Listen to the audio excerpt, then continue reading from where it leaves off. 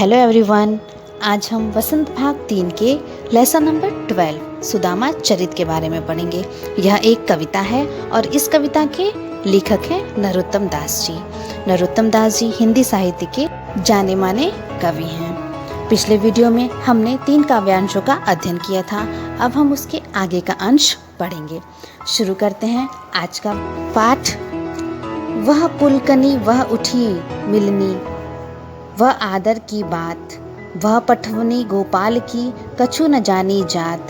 घर घर कर ओढ़त फिरे तनक दही के काज, कहा भयो जो अब भयो हरि को राज समाज। हाँ आवत नाही हो तो वाही पठियो ठेली, अब कहियो समुझाए कै बहु धन धरव सकेली। शब्दों के अर्थ इस प्रकार से हैं।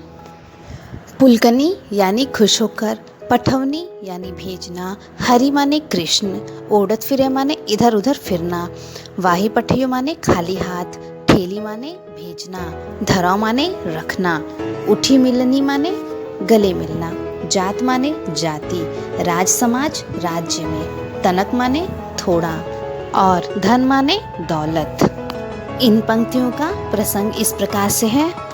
इन पंक्तियों में श्री कृष्ण सुदामा को खाली हाथ भेज देते हैं। इस बात से सुदामा को बहुत दुख होता है। आगे उपरोक्त पंक्तियों में सुदामा सोच रहे हैं कि जब वे कृष्ण के यहाँ पहुँचे थे तब तो उन्होंने बड़ी प्रसन्नता दिखाई थी।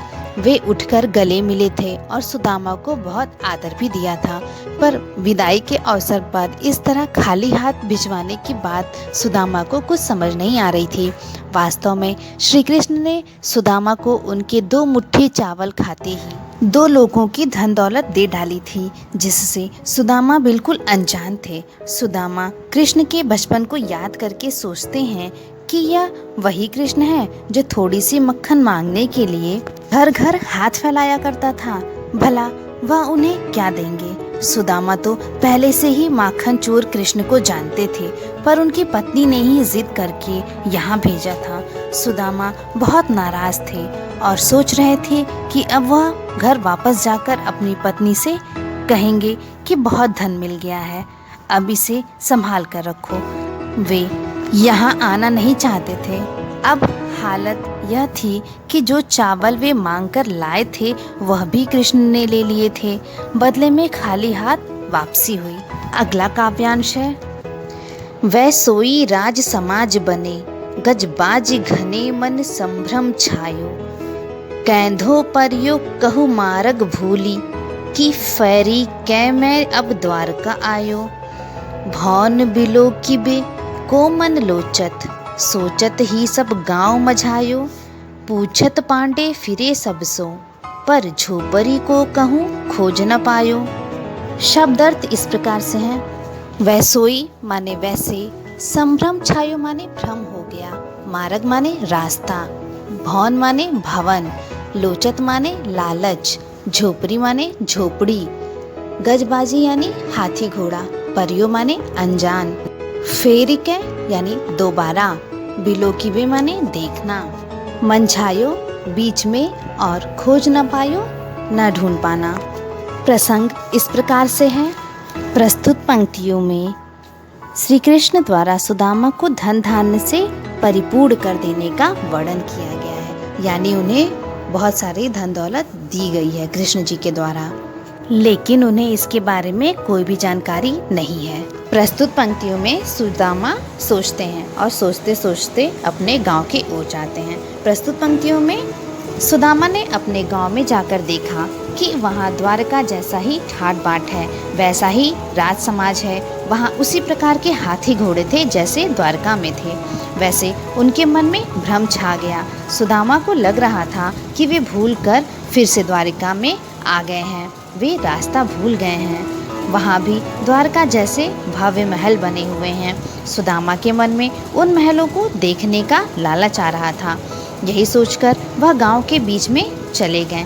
वहाँ जाकर सुदामा ने सभी से अपनी झोपड़ी के बारे में पूछा, पर वे अपनी झोपड़ी के स्थान पर श्री कृष्ण की कृपा से भव्य महल देख रहे थे। उनका पूरा गांव ही अलौकिक आभा से चकाचौंध हो रहा था, जिसके कारण सुदामा भ्रमित हो रहे थे। श्री कृष्ण ने उनकी बिना बताए ही सहायता कर दी थी। अगला काव्यांश इस प्रकार से है।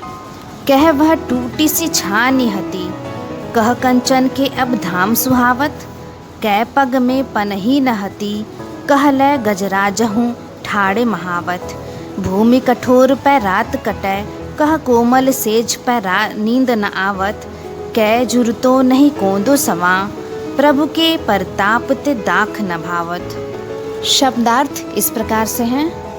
छानी माने झोपड़ी, धाम माने महल, गजराजहूँ हाथियों के ठाट बाट, कटै माने गुजरती, जुरतो अर्थात उपलब्ध, दाख माने किशमिश या मुनक्का, कठोर माने सख्त, कंचन माने सोने और पनही माने जूता, भूमि माने जमीन, कोमल सेज यानी मुलायम बिस्तर, नहीं कींदो समा यानी घटिया किस्म के चावल, पग माने पाँव और प्रताप माने कृपा से। इस पैराग्राफ का प्रसंग है। प्रस्तुत पद में श्री कृष्ण द्वारा सुदामा को धन धान्य से परिपूर्ण कर देने का वर्णन किया गया है, यानी श्री कृष्ण ने उन पर ऐसी कृपा की कि उनके पास संसार की सारी वस्तुएं आ गईं। प्रस्तुत पंक्तियों का व्याख्या इस प्रकार से है। कवि कहते हैं कि कहाँ तो सुदामा के पास टूटी फूटी फूस की झोपड़ी थी और कहाँ स्वर्ण महल सुशोभित हो रहे थे, यानी सोने का महल। पहले तो सुदामा के पैरों में जूतियां तक नहीं होती थीं और अब कहाँ उनके महल के द्वार के पास महावत के साथ हाथी खड़े रहते हैं।